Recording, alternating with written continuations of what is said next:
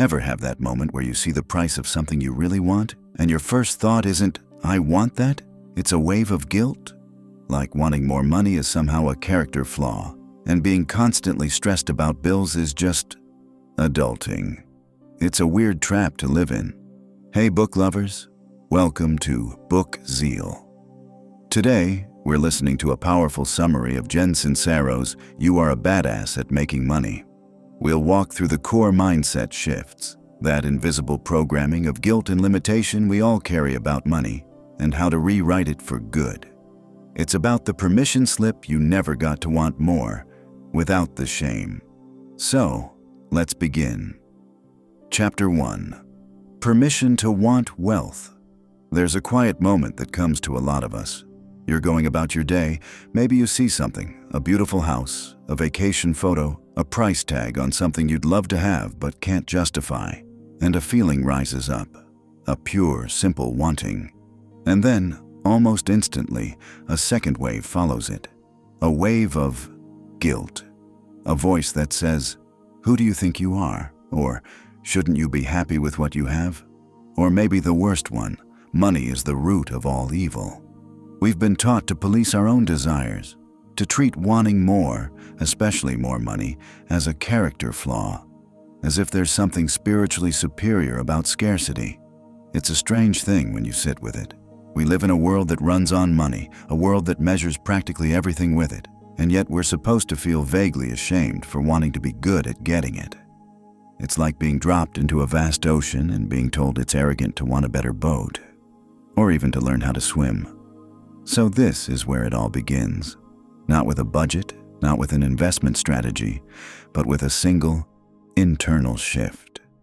Giving yourself permission.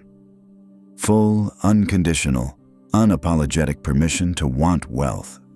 Not just a little more, not just enough to get by, but wealth, abundance, the kind of money that changes the texture of your life. Because here's the quiet truth we rarely say out loud. That guilt, it's not humility. It's a cage. It's a story we absorbed, probably from someone who was also in a cage, passed down like an heirloom of limitation. We confuse it with virtue. We think being uncomfortable with wanting money makes us good people. But it doesn't. It just makes us stuck people. I remember a friend, years ago. Brilliant, kind, working herself to the bone in a nonprofit job she loved, but that paid very little. She'd talk about the rich with a slight dismissive edge.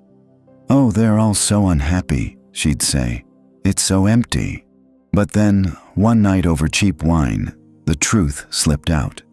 She was exhausted. She was terrified of her car breaking down.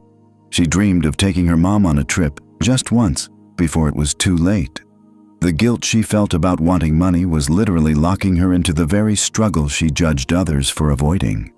She had turned the desire for money into a moral conflict. And in that conflict, she was always going to lose because she'd positioned being a good person on one side and having money on the other. They couldn't coexist. But what if they can? What if abundance isn't a betrayal of your values, but an alignment with them? Think about it. Money is energy. It's neutral. It's a tool. What you do with that energy, that tool, that's where your character lives. The desire for more of that tool isn't greedy. It's logical. It's the desire for more agency, more freedom, more ability to help, more capacity to experience life, to create, to contribute on a bigger scale. Giving yourself permission is the act of unhooking those two wires in your mind, the wire for worthiness and the wire for wealth. It's realizing they were never connected in the first place. It's stepping out of that old, inherited story and into a new one. A story where you get to want what you want, not as a secret shame, but as a declaration of what's possible for your life.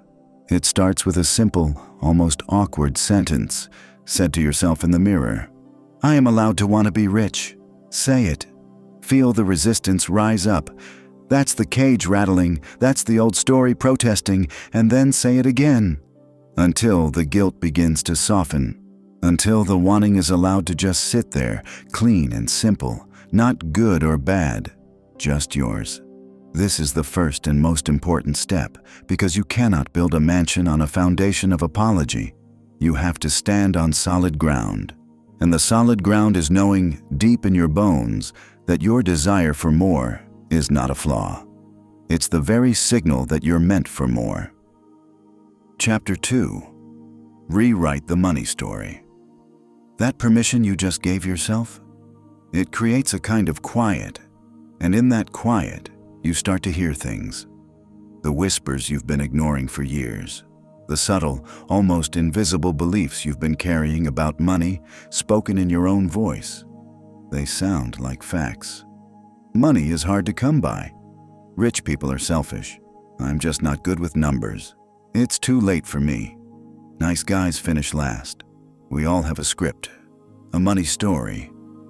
And the terrifying, liberating thing is, we wrote it. We collected the lines from everywhere.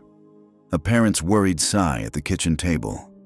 A teacher's offhand comment about artists starving. The glamorized struggle of a martyr in a movie. The envy-laced joke among friends about someone who sold out. We pasted these scraps together and called it truth. And then we live inside it, like a house with ceilings just a little too low, never standing up straight. The story isn't just words. It's a physical thing. It's the knot in your stomach when you check your bank account. It's the immediate "I can't afford that" before you even consider how you could. It's the urge to change the subject when successful people talk business. It's the belief that financial struggle is a noble, hard-working grind, while desire for abundance is a shallow, risky bet. I knew a man once, a talented carpenter. He could build anything, but he'd chronically undercharge, then resent his clients for not valuing his work. His story was, people will never pay what it's really worth. One day, exhausted and broke, he was forced to double his rate for a new client. He was nauseous with anxiety, sure he'd lose the job. The client didn't even blink, just said, "Sure, when can you start?" His entire story, the one that had him playing the struggling artist for decades, cracked open in that moment. The limitation wasn't in the world. It was in the narrative he'd been reciting, like a bedtime story that kept putting him to sleep. Your turn. Listen. What's the repeated line in your head when money comes up? Spot it. Then, and this is the crucial part, you have to call it out. Not with anger, but with the gentle detachment of a wise friend. Ah, there you are. The money corrupts story. I see you. You separate from it. You realize you are not the story. You are the one holding the book. And then you get to choose a new page. This is where it shifts from psychology to something almost like faith. You have to trust that there's a wiser intelligence available to you. Call it the universe, source energy, your higher self. Whatever word doesn't make you cringe. It's the part of you that isn't scared. This is the reframe. Money is just energy in motion. It's not a finite pile you have to fight others for. It's a flow, and you can invite it. Stop seeing money as a reward you get for suffering. Start seeing it as a responsive energy you attract by the quality of your vibration, by your belief, your expectation, your openness. It sounds soft, I know, until you try it. Until you replace "money is scarce" with "money flows to me easily." And you don't just say it. You feel for the truth of it. You look for evidence of flow in your life. The unexpected check, the free coffee, the solved problem, and you thank it. You build a new story, sentence by sentence, not from old scraps of fear, but from a conscious choice to trust the flow. You stop building the low-ceilinged house. You start clearing ground for something with more sky. Chapter 3. Purpose-Fueled Clarity.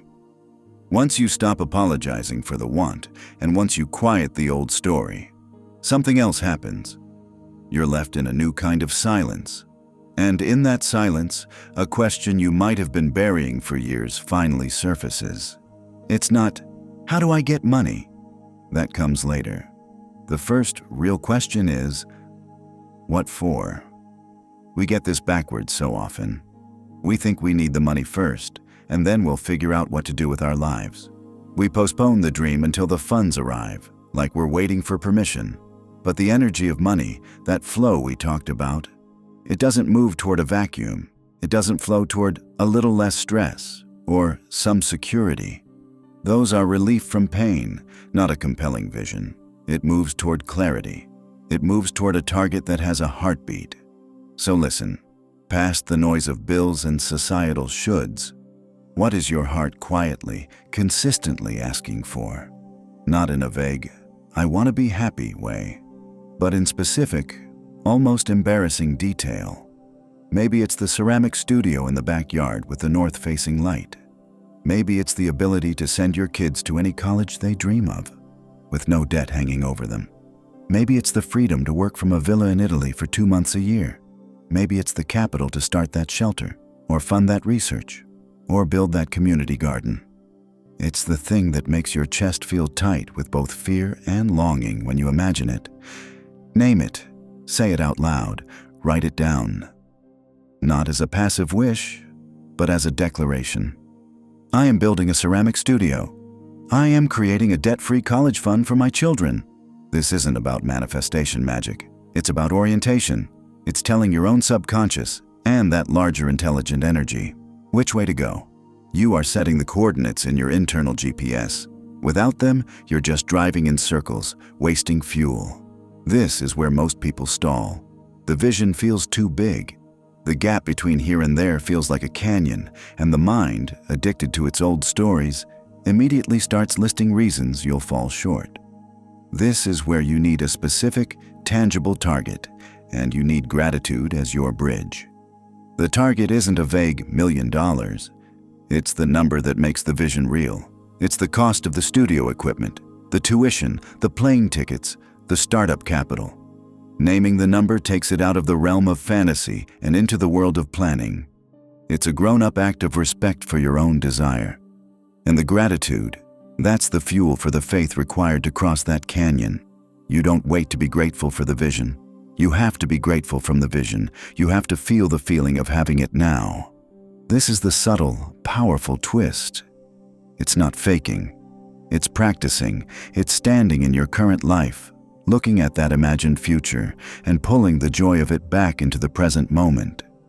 You sit for 5 minutes and feel what it would feel like to walk into that sunlit studio, to get the acceptance letter knowing it's paid for, to see the first guest walk into your shelter.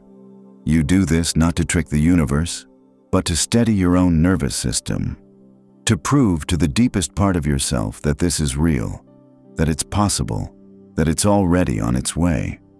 Gratitude in advance is the antidote to the impatience and the doubt. It says, the outcome is so certain, I can afford to enjoy the feeling now. It turns the waiting from anxious lack into patient certainty. The vision gives the money a purpose, and the gratitude gives you the strength to walk toward it, long before you see any proof. Chapter 4. Mindset into Motion. Clarity is a beautiful thing. It gives you a direction. But sooner or later, you have to take a step, and that's when the real conversation starts. The one between you and the voice in your head that's been running the old show. You'll be standing at the edge of a decision, a phone call to make, a price to set, a proposal to send, and you'll hear it. That familiar, reasonable-sounding whisper. Maybe tomorrow. You should do more research. What if they say no? Who are you to charge that? This is the critical juncture. The point where philosophies and visions either become things in the world, or they become regrets. And the bridge between the two isn't a massive leap of courage. It's a series of small, clean decisions. It's training your inner talk to support action, not rehearse hesitation. Think of your mind as a kind of personal boardroom. Up until now, maybe the loudest voice at the table has been the chief anxiety officer. Their job is to point out every risk, to keep you small and safe inside the known. You can't fire them, but you don't have to let them run the meeting. You can acknowledge their report. Thank you for pointing out the risk of rejection. And then turn to the other voice. The one that's quieter, maybe. The CEO of your vision. The part that says, and what is the risk of not doing this? What is the cost of staying silent?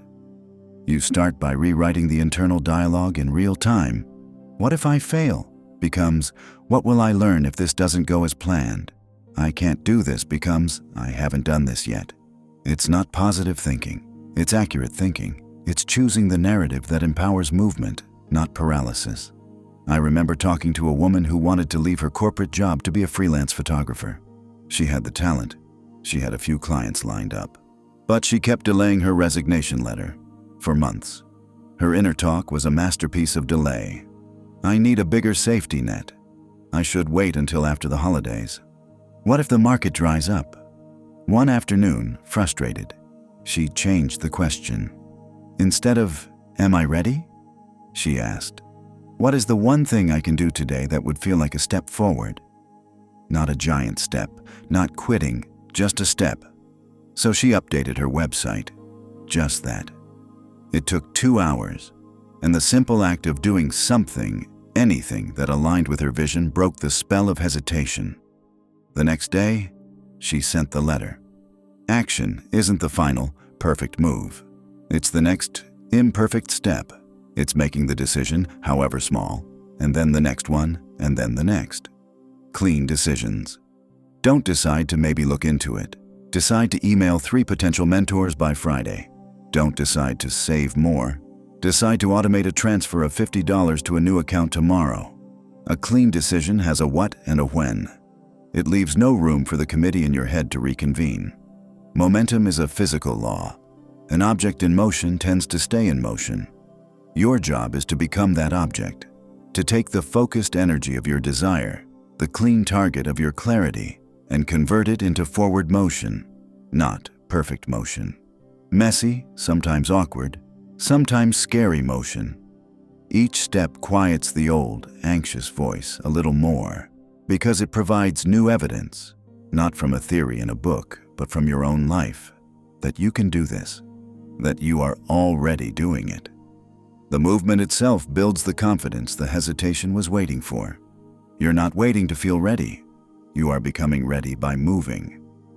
Chapter 5. Systems, Support, and Staying Power. Momentum is beautiful, but it meets gravity every single day. The initial rush of a decision, the first few steps, they run on a kind of emotional fuel, but that burns off. And then you're left with a Tuesday morning. The alarm goes off. The doubt creeps back in. The world hasn't rearranged itself to match your new vision yet. This is the part they don't put on the inspirational posters. This is where wealth is actually built. Not in the leap, but in the stay. In the simple, unsexy, grown-up discipline of showing up when the feeling has faded. This is where you trade sheer willpower for something more reliable. Structure. You build systems so you don't have to reinvent your courage every morning. A system is just a promise you make to your future self. It's automating that savings transfer so you don't debate it. It's scheduling your vision work for the first hour of your day before the world's noise gets in. It's having a simple spreadsheet where you track your progress, not to judge yourself, but to have a conversation with the facts. Systems are the scaffolding that holds your new mindset up when the winds of old habits try to knock it down. And you cannot, you simply cannot, do this alone. The old you, the one living the old money story, was probably trying to, out of pride or shame or the belief that you had to be a solitary hero. The new you gets to be intelligent about it. You get help. You find the accountant who speaks your language. You hire the coach who's walked the path. You join the community, online or in person, where people are talking about cash flow and mindset, not just complaining about bills. This isn't a luxury. It's a tactical upgrade. It's changing your environment so that your growth is supported, not resisted. Think about it. If you want to get fit, you go to a gym. You might get a trainer. You surround yourself with the tools and the people who make the result more likely. Why would transforming your financial life, which is infinitely more complex, be any different? Leaning on expertise isn't weakness. It's the acceleration of wisdom. There's a story about a gardener who planted a rare, beautiful tree. He watered it diligently for a week, then 2.